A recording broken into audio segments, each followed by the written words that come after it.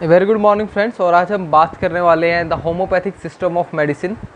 एक बहुत important topic है। आपके एग्ज़ाम में चाहे क्वेश्चन इससे कभी आए ना आए, लेकिन लाइफ में आपके हमेशा काम आने वाला है।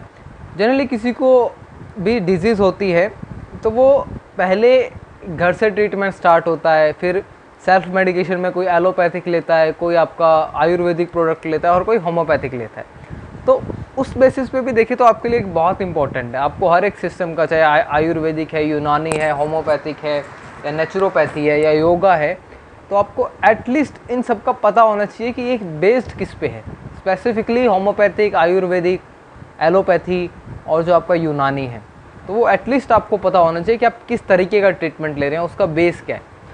सबसे पहले होम्योपैथिक की हम हिस्ट्री को देखें तो ये आपका 18th सेंचुरी में जो है, यानी 1750 के करीब जो है ये स्टार्ट हुआ था। और ये एक जर्मनी से स्टार्ट हुआ था। एक जर्मन फिजिशियन जिनका नाम था सैम्यूल हैनेमन, तो उन्होंने ये स्टार्ट किया था। और इनकी सबसे ख़ास बात ये थी कि इन्होंने इस काम को करने के लिए, इस सिस्टम को जनरेट करने के लिए अपने ऊपर ही ड्रग्स को टेस्ट किया था। सबसे पहले अपने ऊपर ही इन्होंने ड्रग्स को टेस्ट किया था, बाद में हेल्दी इंडिविजुअल्स और जो है पेशेंट्स में किया था, जैसे आप क्लिनिकल ट्रायल बोल सकते हैं। तो इन्होंने पहले अपने ऊपर ही कर लिया था। यहाँ पर आपको थोड़ा सा क्वेरी भी रहेंगी और थोड़ा सा जो है आपको जो आपके क्वेश्चंस रहते हैं, जो आप चीज़ें सुनते हैं कि वो कितना सच है, वो भी आपको पता लगेगा। और ये जो सब डेटा है ये मैंने गवर्नमेंट की साइड से लिया है। जो इंडियन गवर्नमेंट जो होम्योपैथिक को प्रमोट करती है, दूसरे सिस्टम्स हैं उनको प्रमोट करती है, तो ये मैंने वहाँ से लिया है। और कुछ आपका बुक से आपका रिलेट करता है, तो वो सब इन्वॉल्व किया। तो सबसे पहले मैं आपको समझाने से पहले एक हम केस पे आते हैं। जैसे आपको फीवर होता है, चाहे आपको ये फीवर जो है ये आपको चाहे मलेरिया से हो रहा हो, ये फीवर चाहे आपको कोरोना से हो रहा हो, और ये फीवर चाहे आपको कोई और डिजीज़ की वजह से हो रहा हो, कुछ भी आपको दिक्कत है, या कोई इन्फेक्शन हुआ है, बैक्टीरियल इन्फेक्शन हुआ है, इंटेस्टाइनल इन्फेक्शन हुआ है, या टाइफाइड हुआ है, उसकी वजह से हो रहा हो, तो आप फीवर कम करने के लिए मेडिसिन हम जनरली दे देते हैं, पैरासीटामोल दे देते हैं, या कई जगह पर आपका वहीं इसका एक्टिव कंपाउंड जो है एसिटामिनोफिन वो दे देते हैं। तो मेनली आप यहीं देते हैं। तो लेकिन होम्योपैथिक सिस्टम में ऐसा नहीं है। होम्योपैथिक सिस्टम में किसी को फीवर होता है तो वहाँ पर एक टैबलेट नहीं है, वहाँ पर अराउंड 100 आपकी टैबलेट्स हैं, 100 आपके ड्रॉप्स आती हैं जो कि फीवर में यूज़ होती हैं। और ये 100 टैबलेट, 100 जो ड्रॉप्स हैं, ये हर एक डिफरेंट तरीके की है। जैसे किसी को अगर फीवर हुआ है और वो फीवर मलेरिया की वजह से हुआ है, तो उसको जो टैबलेट या ड्रॉप्स दी जाएंगी वहीं दी जाएंगी जो कि मलेरिया के फीवर में काम करते हैं। ऐसे ही किसी को अगर टाइफाइड से फीवर है तो उसको वहीं आपका ड्रॉप्स या टैबलेट या फिर ड्रॉप जो भी आता है मेडिसिन, मेनली ड्रॉप्स और छोटी टैबलेट्स आती हैं, उनमें जो दिया जाएगा वो आपका उसी के लिए दिया जाएगा टाइफाइड से जो फीवर हो रहा है। ऐसा नहीं है कि कोई भी आपको किसी वजह से फीवर है और आपको सीधा पैरासीटामोल दिया जा रहा है, तो ऐसा बिल्कुल नहीं है। तो ये एक केस है। अब यहाँ पर इसका आपको थोड़ा सा एक मैं रूल बता देता हूँ। लाइक डिज़ोल्व लाइक, आपने जनरली केमिस्ट्री में ये रूल सुना होता है, या मूवीज़ में बोलते हैं लोहे लोहे को काटता है या जहर जहर को काटता है, कुछ इस तरीके के आप जो है वो सुनते हैं डायलॉग, और वो यहाँ पर कम्प्लीटली एप्लीकेबल है। तो इसमें क्या होता है कि लाइक्स क्योर लाइक, ये जो रूल है ये आपका यहाँ पर लगता है। तो इसमें क्या होता है कि आप देखेंगे कि इसमें जो आप फीवर के लिए ये जो ड्रॉप्स दे रहे हैं, ये टैबलेट्स दे रहे हैं, टाइफाइड के लिए दे रहे हैं, इसमें जो आपकी ड्रग है वैसा ही एक्शन शो करती है, वैसे ही सिम्टम शो करती है जैसे कि आपका टाइफाइड में सिम्टम होता है। जो आपके टाइफाइड में सिम्टम आते हैं वैसे ही ये जो हमारी हम ड्रॉप देने वाले हैं या हम जो भी ड्रग देने वाले हैं वो वैसा ही एक्शन शो करती है जैसे आपका डिजीज़ करती है। तो डिजीज़ भी वही सिम्टम शो कर रही है और ड्रग भी वही सिम्टम शो कर रही है। तो ये जो बेस है इस चीज़ का, ये बहुत इंपॉर्टेंट है कि लाइक वाला जो कॉन्सेप्ट है वो उसको कर रहा है। और इसका सबसे परफेक्ट एग्जांपल जो है इन्होंने यहाँ पे देखा था। जैसे मैंने आपको फीवर का बताया, इन्होंने बताया कि जो सिंकोना बाक हम यूज़ करते हैं, जैसे अब क्यूनिन जो इसके अंदर प्रेजेंट होता है, हमने कोविड में भी यूज़ किया है, HCQ के नाम से आता है, हाइड्रोक्सीक्लोरोक्यूनिन। तो वो जो है फीवर को कम करता है एस्ट्रीजेंट प्रॉपर्टी से, ऐसा लोगों का मानना था। लेकिन सैम्यूल जो थे वो इस बात से कन्विंस नहीं थे कि ये जो है सिर्फ फीवर को कम करता है। तो इन्होंने एक्सपेरिमेंट करे, खुद पे भी करे, तो बताया गया कि जो ये फीवर का इफ़ेक्ट आ रहा है वो रिसेंबल कर रहा है मलेरिया के फीवर से। यानी जब इन्होंने इसको लिया इस ड्रग को, तो जो रिसेंबल कर रहा है वो आपका मलेरिया के फीवर से कर रहा है। जनरली आप फार्माकोलॉजी में ये समझ सकते हैं कि आप सिमिलर एक्शन से क्या समझ सकते हैं कि उसी रिसेप्टर पे जाके जो ड्रग है या किसी पाथवे को ब्लॉक कर रही है, किसी एंजाइम को ब्लॉक कर रही है, तो आप सिमिलर एक्शन या सिमिलर सिम्टम से आप बहुत हद तक फार्माकोलॉजी से ये रिलेट कर सकते हैं कि जो है आपकी जो डोज है, जो आपकी ड्रग है, वो उसी पाथवे से काम कर रही है या उसी पाथवे को ब्लॉक या इनहिबिट कर रही है, तो सिमिलर सिम्टम्स दे रही है। तो लाइक ट्रीट्स लाइक को आप इस तरीके से थोड़ा लिंक कर सकते हैं। नेक्स्ट आप देखेंगे जो आपकी क्वेरीज हैं। एक क्वेश्चन आपके माइंड में आया होगा कि अगर हमारी ड्रग है या जो डोज है वो हमारी उसी तरीके से काम कर रही है, तो हमारे जो सिम्टम्स हैं वो एक ही दम से एनहांस होने चाहिए। ऐसा बिल्कुल नहीं होता है। और अभी आपको समझ में आ जाएगा कि आप जो सुनते हैं होम्योपैथिक ड्रग के साइड इफ़ेक्ट क्यों नहीं है, या फिर जो है इसमें टाइम ज़्यादा लगता है, सारे डिजीज़ ठीक नहीं होती है, तो ये सब आपकी क्वेरीज़ में है, वो आपको पता लगेगा।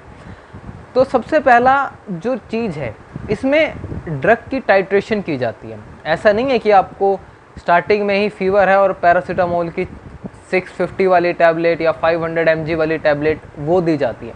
अगर पैरासीटामोल आप देखें तो जनरल मैं अडल्ट की बात कर रहा हूँ, तो 325 से स्टार्ट हो जाता है, उसके बाद 500 और 650 की डोज आती है। लेकिन इसमें ऐसा नहीं है। इसमें जो डोज होती है, जैसे आप सोल्यूशन बनाते हैं कि आपके पास 10 ml का एक कोई सोल्यूशन है, मान लेते हैं सोडियम कार्बोनेट का है, तो इसमें 1 ml लेंगे, उसको डिज़ोल्व करेंगे फिर 10 ml में। तो इस तरीके से आपको देंगे, इस तरीके से डोज बनाते जाएंगे, तो ये एक टाइट्रेशन चलती है और पता लगता है कि जो पेशेंट है उसको कहाँ पर सबसे ज़्यादा इफेक्ट शो हो रहा है। तो इसलिए थोड़ा सा डोज टाइट्रेशन में, जिसकी वजह से क्या होता है कि साइड इफ़ेक्ट भी जो है वो कम आते हैं। तो ये एक मेन कंसर्न है। जनरली आप होम्योपैथिक की जो भी आप देखेंगे वहाँ पर कुछ आपको 10C 20C ऐसा कुछ हमेशा लिखा हुआ मिलता है, तो वो टाइट्रेटेड डोज की तरह होती है। जैसे आपको यहाँ mg लिखा हुआ मिल जाता है, तो ये आपका कुछ आप इससे कंपेयर कर सकते हैं। नेक्स्ट आप देखेंगे तो आप जैसे क्लिनिकल ट्रायल में, अगर आपने फार्माकोलॉजी को अच्छे से पढ़ा है, तो क्लिनिकल ट्रायल में जो फेज़ 0 होता है उसमें आप क्या करते हैं, उसमें हम माइक्रो डोज देते हैं ताकि जो हमारा सेफ्टी वाला प्रोसीजर है, जो इफ़ेक्ट वाला प्रोसीजर है, वो हमें पता लग जाए। ये सिमिलर कॉन्सेप्ट ये पूरी थेरेपी में होता है। ये जो आप टैबलेट्स देख रहे हैं, ये आपकी इतना इनमें कम है। इसमें आप देखेंगे ये जो टैबलेट्स बनाई गई हैं, ये प्लांट से ही ली गई होंगी, प्लांट एक्सट्रैक्ट ही कहीं से यूज़ किया गया होगा, उसको फिर सिंथेटिक तरीके से कोट करके जो है इस टैबलेट को बनाया गया। तो इस टैबलेट में आप एक्टिव कॉन्स्टिट्यूएंट कितना देख लेंगे, तो ये बहुत छोटी टैबलेट्स हैं, इनको आपको पानी के साथ में लेना होता है। अगर आप पानी के साथ लेंगे तो रीज़न क्या है कि ये और डाइल्यूट हो सकती है, तो ये भी आपका रीज़न रहता है। तो ये फेज़ 0 वाला जो कॉन्सेप्ट है, माइक्रो डोजिंग का जो कॉन्सेप्ट है, वो चलता है। इस वजह से जो माइक्रो डोजिंग की वजह से और जो डोज टाइट्रेशन की वजह से है, जो आपका होम्योपैथिक मेडिसिन है उसके साइड इफ़ेक्ट्स जो हैं वो बहुत कम आते हैं। तो वो जो है इतना इफ़ेक्टिव नहीं है कि किसी को टॉक्सिसिटी कॉज कर दे या हॉस्पिटल में लेके जाना पड़े, तो वो बहुत नहीं आता है। तो सबसे पहले यहाँ पर मैं कुछ पढ़ देता हूँ। A system for treating disease based on the administration of minute doses, जो मैंने आपको माइक्रो डोज वाला कॉन्सेप्ट बताया, that in massive amount produces symptoms in healthy individual similar to those of the disease itself. ये उसी तरीके का effect produce करता है जैसे कि आपका डिजीज प्रोड्यूस करती है। एक ये आपका है कि जो आपकी होम्योपैथिक मेडिसिन है वो स्लो काम करती है, ऐसा बिल्कुल नहीं है। जैसे यहाँ पर मैंने आपको फीवर का एग्जांपल दिया, तो सबसे पहले फीवर जब अगर पता लग गया है कि इस वजह से हो रहा है, तो ये आपका बहुत अच्छे से बहुत फास्ट एक्शन शो करती है। हाँ, उसका पता लगना कि ये फीवर किस वजह से हुआ है, किस डिजीज़ की वजह से हुआ है, उसमें थोड़ा सा टाइम लगता है, और जो है आपका डोज टाइट्रेशन में भी आपका टाइम लगता है। इस वजह से थोड़ा बोला जाता है कि ये स्लो है, लेकिन action onset of action fast है। लेकिन होम्योपैथिक मेडिसिन का सही डोज और सही जो रीज़न है जानना कि ऐसा क्यों हो रहा है वो थोड़ा सा कॉम्प्लिकेटेड है, वो थोड़ा टाइम लेने वाला, कॉम्प्लिकेटेड नहीं है। नेक्स्ट हम बोलते हैं कि जो हमारा होम्योपैथिक सिस्टम है वो जनरली यूज़ होता है हमारी लंबी डिजीज़ को ट्रीट करने के लिए। जैसे अगर मान लेते हैं किसी को डायरिया है यानी लूज़ मोशन है, तो हम उसके लिए जो है होम्योपैथिक मेडिसिन नहीं देते हैं, ऐसा बिल्कुल नहीं है, उसके लिए भी हम होम्योपैथिक मेडिसिन देते हैं।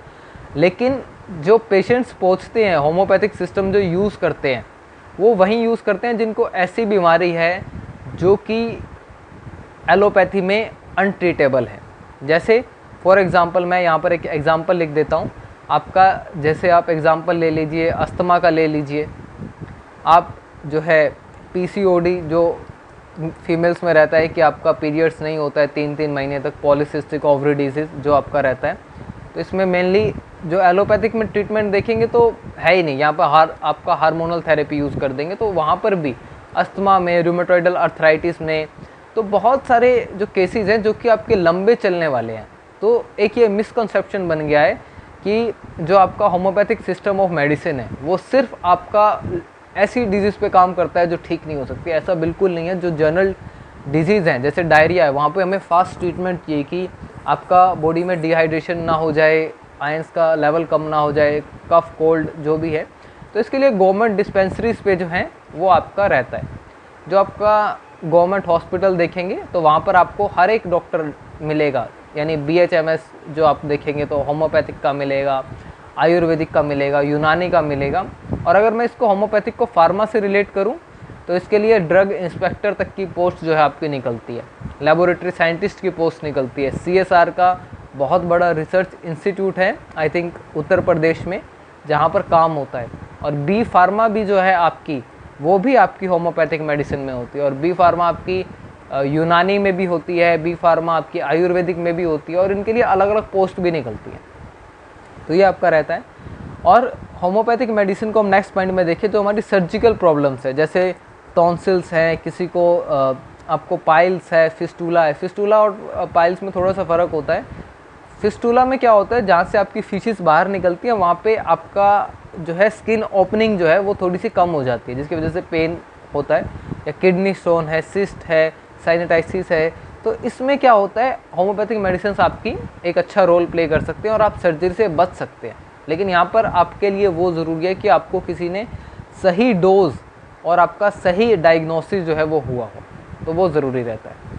अब ये आपका नेक्स्ट है कि आपका जो रेमेडी है जो आपको चाहिए वो मैच हो जाए। ऐसा 100% नहीं होता है कि मान लेते हैं कि आपको जो डोज चाहिए या जिस डिजीज़ की वजह से हो रहा है वो आपका मैच हो जाए, ऐसे नहीं होता है। और एक और भी है कि होम्योपैथिक का साइड इफ़ेक्ट मैं बता चुका हूँ, माइक्रो डोजिंग की वजह से कोई टिश्यू डिस्ट्रक्शन नहीं होता है, वो सब नहीं होता है, तो आपका रहता है। अब बात आती है मैन्युफैक्चरिंग की और एक्ट की। जो मैन्युफैक्चरिंग है वो आपका GMP के अंडर ही आता है, आपका ड्रग एंड कॉस्मेटिक एक्ट में नोटिफाइड इन 2008, तो ये आपका इसके अंडर ही आता है। और होम्योपैथिक के अपने जो है फार्माकोपिया भी हैं, जैसे आप इंडियन फार्माकोपी पर आप देखते हैं, मार्टिनडेल देखते हैं, WHO का है, ब्रिटिश फार्माकोपिया है, आपका यूनाइटेड स्टेट का फार्माकोपिया, तो वो सब है। तो होम्योपैथिक फार्माकोपिया लेबोरेटरी जो है 1975 में एस्टेब्लिश हुई थी, जो अब तक चल रही है, और ये आपका central council for research in homeopathic CCRH। और आप जो देखेंगे होम्योपैथिक मेडिसिन्स को, जब आप इनके नाम देखेंगे, लास्ट में मैंने इंक्लूड भी किया है, तो ये लगेगा आपको कि ये आयुर्वेदिक जो है फॉर्मुलेशन है, आयुर्वेदिक प्लांट है। हालांकि आयुर्वेदा जो है वो बहुत एंशिएंट टाइम से है, होम्योपैथिक से तो बहुत एंशिएंट टाइम से है, लेकिन जो प्रिंसिपल है वो अलग है। आयुर्वेदिक का प्रिंसिपल क्या है कि आयुर्वेद जो है एक तो 5 एलिमेंट के जो थ्योरी है उस पर काम करता है कि हम 5 एलिमेंट से बने हैं, और उनका इम्बैलेंस जो है हमारी बॉडी में डोज आपका डिजीज़ कॉज करता है। और एक आपकी 3 चीज़ें हैं, एक आपका वात, पित्त और आपका आई थिंक कफ, कुछ इस तरीके से होता है। वो 3 चीज़ें हैं जिन पर ये आपका बेस रहता है, जो कि जो है हमारे बॉडी में जो है वो कॉज करती है। तो इस तरीके से जब आप देखेंगे तो आपको चीज़ें समझ में आएंगी और आपको जो है ये पता लगेगा कि आप जो है एक कैसा ट्रीटमेंट ले रहे हैं। और जो आप यहाँ पर देख रहे हैं नेक्स्ट में, the council is carrying out clinical research, जो आपका ट्रायल होता है। तो ये जो है आपके ट्रायल जो हैं ये ज़्यादा इम्पॉर्टेंट है, क्योंकि माइक्रो डोजिंग तो है ही और इसके साथ प्लांट भी होता है। जो आयुर्वेद में आप देखते हैं वात, पित्त और कफ, जो ये 3 आपके इम्पॉर्टेंट रहते हैं, जिनके बेसिस पर बोला जाता है कि सारे डिजीज़ इन तीनों के अंडर आ जाती हैं। तो ये आपका रहता है। ये आपका होम्योपैथिक और आयुर्वेदा में डिफरेंस है कि आपका 18th सेंचुरी से है, ये आपका 14th सेंचुरी से है। होम्योपैथिक डिजीज़ को ठीक करने में बिलीव करता है और आयुर्वेदा प्रिवेंट करने में बिलीव करता है, मीन्स बैलेंस बनाने में, जो आपके 5 एलिमेंट्स हैं। It is usually against allopathy, ये एलोपैथी के अगेंस्ट जो है इसका प्रोसीजर रहता है कि क्योंकि एलोपैथिक का क्या है कि आप जो सिम्टम्स डिजीज़ में आ रहे हैं उसका आप अपोज करते हैं, लेकिन होम्योपैथिक सिस्टम अपोज नहीं करता है, वैसे ही सिम्टम प्रोड्यूस करवाता है। इसमें we use various plant extract, synthetic material, और उनको हम डाइल्यूट करते हैं अल्कोहल में, डिस्टिल वाटर में, जो मैंने आपको बोला कि हम डिफरेंट कंसंट्रेशन बनाते हैं। और यहाँ पर जो है डिफरेंट हम डायरेक्ट यूज़ भी करते हैं, किसी प्लांट का एक्सट्रैक्ट निकाल के, जो हम जड़ी बूटी वगैरह बोलते हैं। आजकल तो ये भी यही होने लगा है, आप डिफरेंट कंपनीज देखेंगे तो वो आपको जो है एक अच्छे फॉर्मुलेटेड फॉर्म में आएंगे। साइड इफ़ेक्ट कम होते हैं, लेकिन यहाँ पर साइड इफ़ेक्ट जो है वो रहते हैं। आयुर्वेदा में एक दिक्कत है, अगर आप डायरेक्ट एक्सट्रैक्ट को यूज़ कर रहे हैं तो वहाँ पर जो हैवी मेटल्स की पॉइजनिंग है वो होने के चांसेस ज़्यादा हैं। लेकिन अब जो है ये पॉइंट को हम हटा सकते हैं, क्योंकि फार्मा कंपनीज बनाती हैं तो टेस्टिंग वगैरह कंप्लीट होता है। तो ये आपका होम्योपैथिक सिस्टम ऑफ मेडिसिन था। I think I have uploaded already the Unani system of medicine. Thank you so